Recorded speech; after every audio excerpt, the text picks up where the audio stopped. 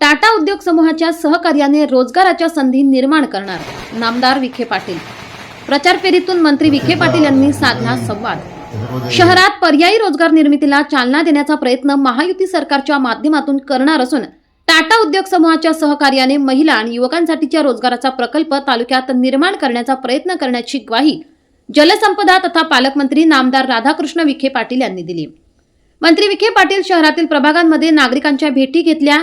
शहरातील प्रश्नांची संख्या मोठी आहे, अनेक वर्षे समस्या सुटल्या नाहीत, पण आम्ही शहराचा विकास आराखडा तयार करताना नागरिकांच्या सूचनांना प्राधान्य देण्यात येणार असल्याचे सांगितले। अनेक प्रभागांमध्ये रोजगाराची समस्या महिला आणि युवकांनी बोलून दाखवली आहे। यावर उपाय म्हणून महिला बचत गटांना पाठबळ देण्याची भूमिका घेऊन ITI झालेल्या तरुणांना प्राधान्याने शिर्डी येथील औद्योगिक वसाहतीमध्ये रोजगार देण्यासाठी काम करू।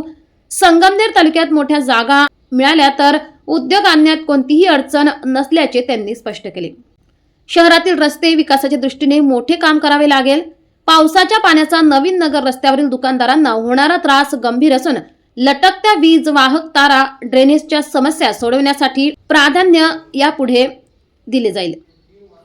आमदार अमोल खताळ यांनी आपल्या भाषणात पालिकेत काम करण्यासाठी ठेकेदारांच्या बरोबरीने सल्लागार नेमण्याची प्रथा बंद करण्यात येणार असून ठेकेदाराच्या विळख्यात अडकलेली पालिका आपल्याला मुक्त करायची आहे।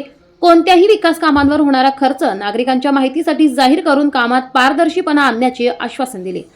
मंत्री विखे पाटील यांनी नवीन नगर रोडवरील व्यापारी दुकानदार यांच्या भेटी घेऊन महायुतीचा वचननामा सुपूर्द करून महायुतीला विजयी करण्याचे आवाहन केले।